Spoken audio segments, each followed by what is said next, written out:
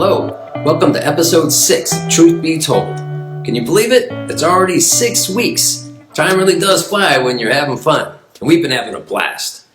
First thing we want to do this week is just acknowledge you. We want to say thank you for all the support, the words of encouragement, and the financial support that's been showing up too.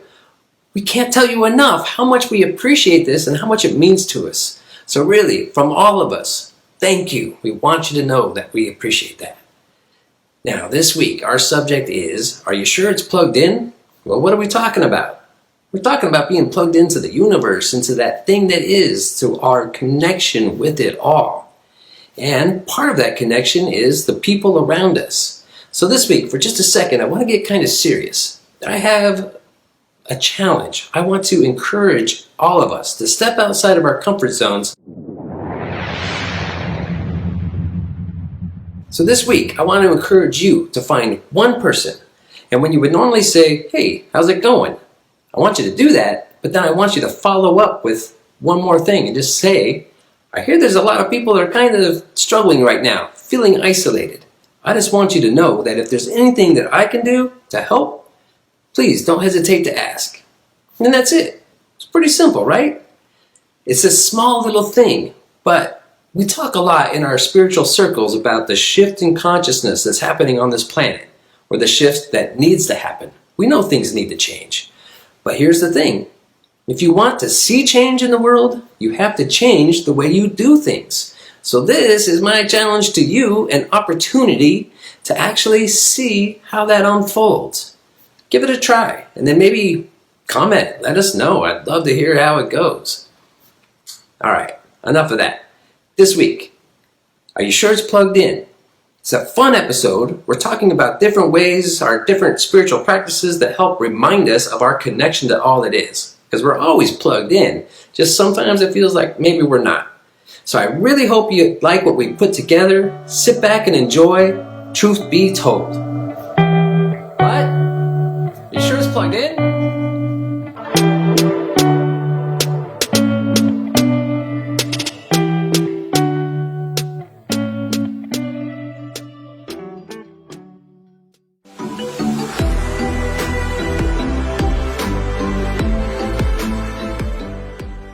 The truth is that we're always creating.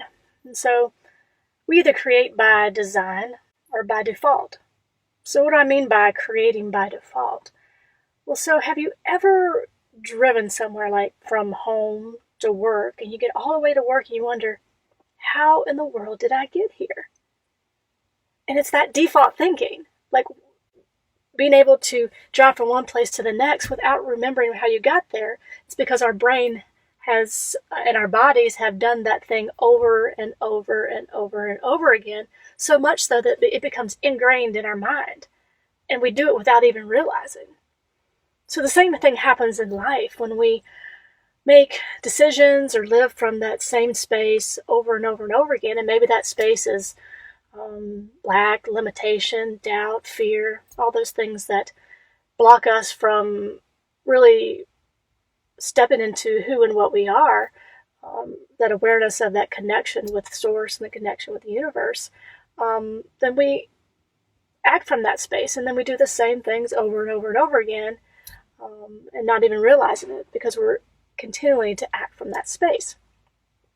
So creating a life by design is when we can consciously and intentionally decide, hey, this is how I want to show up in the world. Hey, this is what I want out of my life. And to really get really clear about that, and then understand the steps to get there. So in essence, even though we're creating by design, we're really kind of creating a new default. So the more we meditate, the more we do spiritual practice, the more we do reading, the more that we engage in conversations with others, all those things that feed our heart and our mind and our body and our soul, the more and more we do that, we kind of create a new default. That way, when we step into challenges, step into those things that happen in our lives, that in the past we may have lived from one space, now because we have done those things over and over and over again that serve to unblock those things in our life that get in the way from that awareness of our connection, then that becomes our default. And so when we experience those things in our life, then we can actually step into that experience from a space of abundance, from a space of joy, from a space of peace, from a space of love, and from a space of ultimately that connection. Because that connection is always there. It's always present no matter where we are. And our work, our challenge, our journey is to really look at those things that maybe block that awareness. And each and every day, create by design. And then create a new default.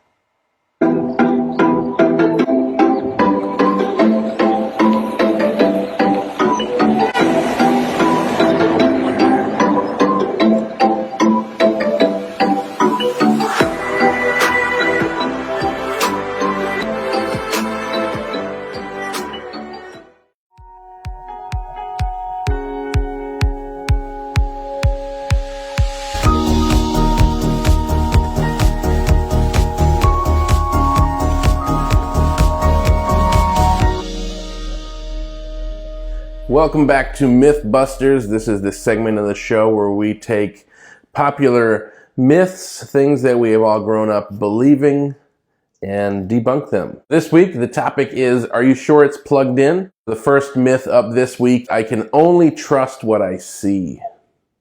This is a big one, I think, especially for guys in the United States.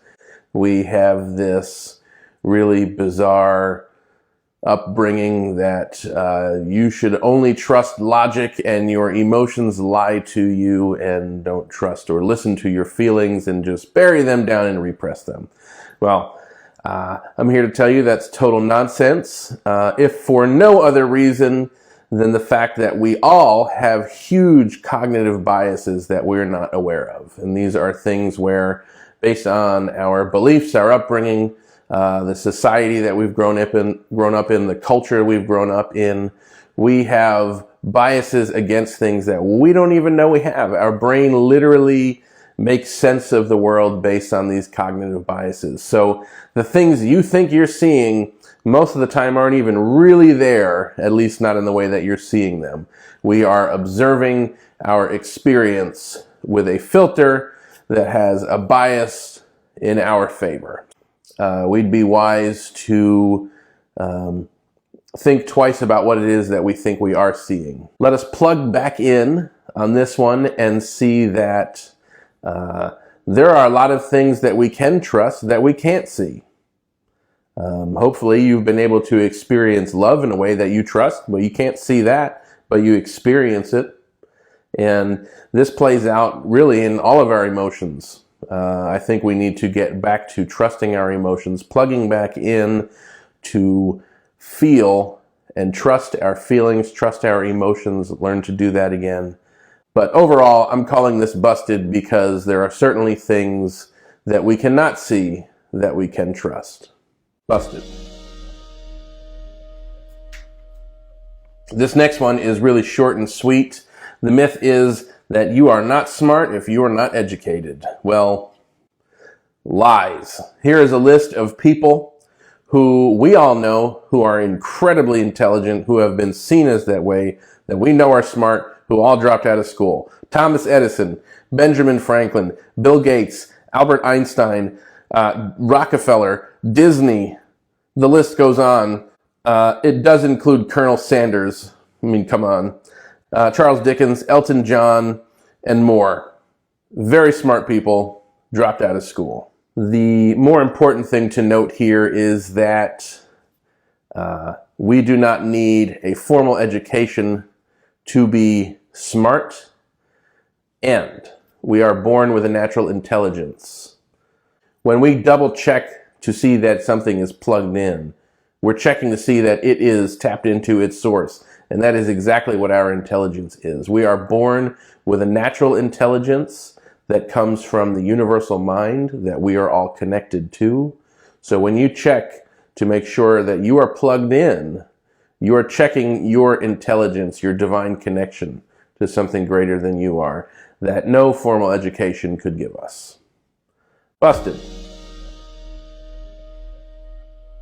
So this last myth is one of my favorites to talk about because it comes up all the time. The myth is, if you're not experiencing what you want, then you are not spiritual enough. Hate to break it to you, but this is an absolute spiritual bypass. If you want to experience that thing you want, then you have to go through the experience that's in front of you. If there is an experience in front of us that we are facing that we do not want to go through, we will often try and bypass that experience by ignoring it, pretending it doesn't exist. Well, that's exactly what this myth is. This myth is a judgment so often on ourselves or other people that we are not doing something right because we're not getting the thing that we want. This is not magic. It's not like I wish for blah, blah, blah, and poof, here it is, right? No. The experience that's in front of you is what you need. It is the spiritual experience. We very often hear people talk about the human being having a spiritual experience. The human experience is the spiritual experience. What else would it be? We are of and from all that it is. It has to be spiritual. This experience has to be of and from everything else, just the same. There is no experience that is outside of the spiritual experience. Whatever is in front of you is for you. It is for more of your good. What becomes dangerous about this is when spiritual bypass is cast as judgment on other people that, oh, that person is experiencing something bad, so they're clearly not spiritual enough. Or perhaps judgment on ourselves, that I'm not experiencing the thing I think I want. That means I'm not good enough, or I'm not spiritually evolved enough to create whatever it is I think I want. All of that is a complete misunderstanding of how this life works. You are not only a human being, you are also a spiritual being. So let's debunk that myth right along with this. So we need to stop judging ourselves, and we need to stop judging others based on whatever the physical reality in front of us looks like, and realize that whatever is in front of us is actually for us. Whatever the experience is we don't want to go through, going through that experience will put us in a greater place than where we are now. It will give us more experience of our own good than wherever we are right now. You are just as spiritual as you need to be. You will not ever experience more spirituality. You just get to unfold more of your good, more of your life, more of your creativity. So, spiritual bypass, total bust. This is a myth. Busted.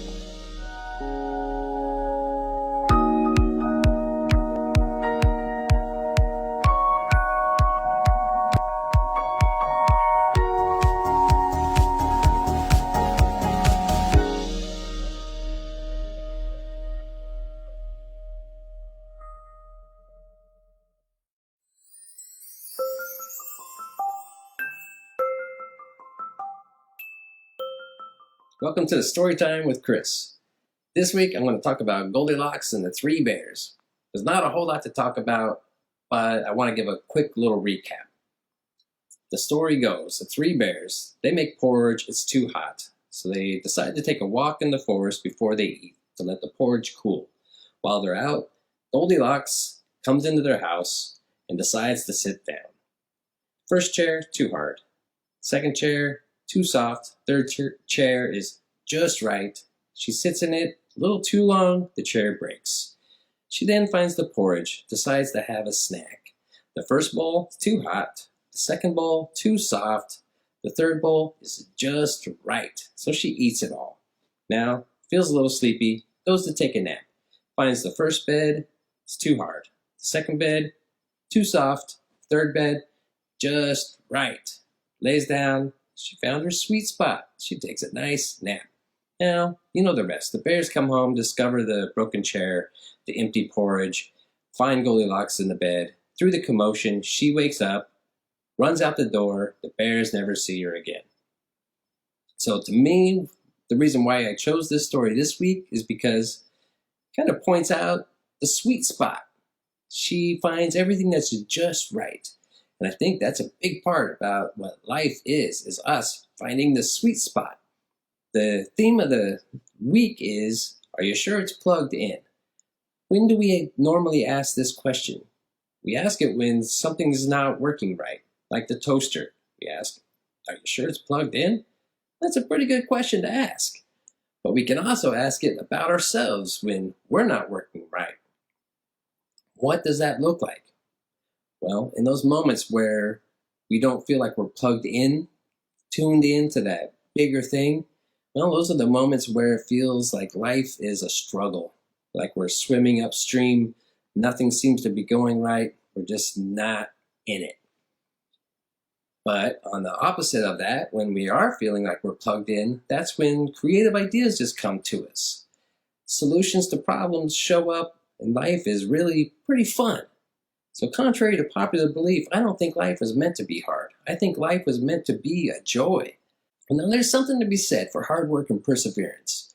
We're pretty amazing creatures, and we see people that do really cool things. And when you ask them, like, how did you do that? They'll tell you about how hard they worked, about the 10,000 hours that they've put in to become masters of their craft. And when you give them praise, they'll gladly accept it and say thank you, because they know how hard they worked, and they deserve that praise. But on the other hand, there's times when you see something, maybe it's a movie that is just so wonderful it brings you to tears of joy at the end. Or maybe a piece of art that when you look at it, you see the magic that is there. These are the times when you get goosebumps on your arms when you're listening to a song because it's just so perfect that it speaks to your soul. Like you can tell like this is coming from somewhere else. And when you ask those people, how did you do it? Well, the answer usually goes something like this. It wasn't me. It just came to me. Like I just heard that in my head and I had to get it out. Or when I wrote that book, it just came pouring through me. It wrote itself.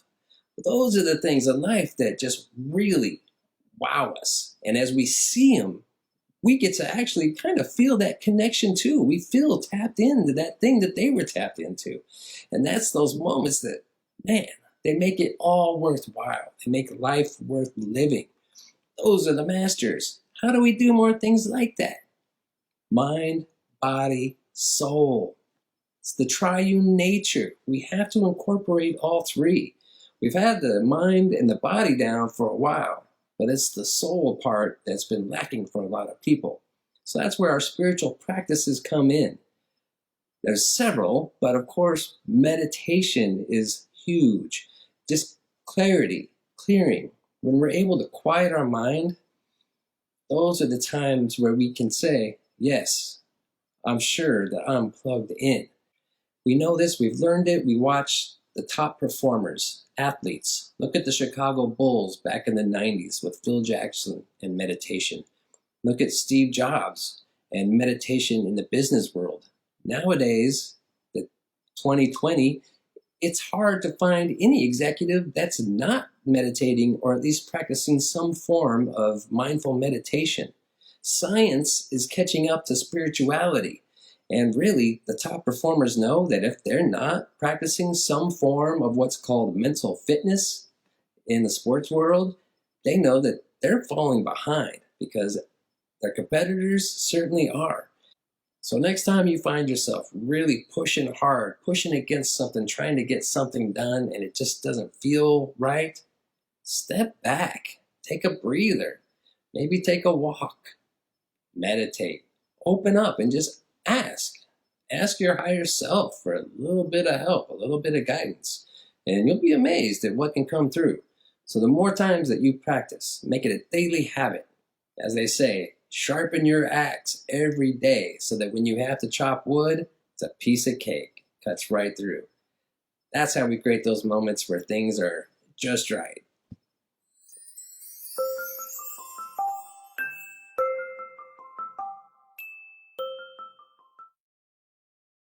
Thank you for being here, and an even bigger thank you for watching it to the end. It's our hope that this has brought you some things to think about. If you would like to dive in deeper, join us in conversation on Thursday night. We will explore these topics and whatever else might come up. If this message resonates with you, please click like, share, and join our Facebook community, and sign up for our newsletter on soulevolutioncollaborative.org. This is just the beginning, and we are excited to bring this philosophy to the masses. Be on the lookout for videos, classes, workshops, and eventually in-person gatherings. The Soul Evolution Collaborative is supported and made possible by people like you. If you feel called to pay it forward, like those who have come before us, feel free to donate by clicking the donate button or visiting soulevolutioncollaborative.org and finding the donate link on our website. As an outreach of the Orlando Center for Spiritual Living, all donations are tax deductible and greatly appreciated. We'll see some of you on Thursday night at 7. Check out our website for more details on how to join. Everybody else, we'll see you next week.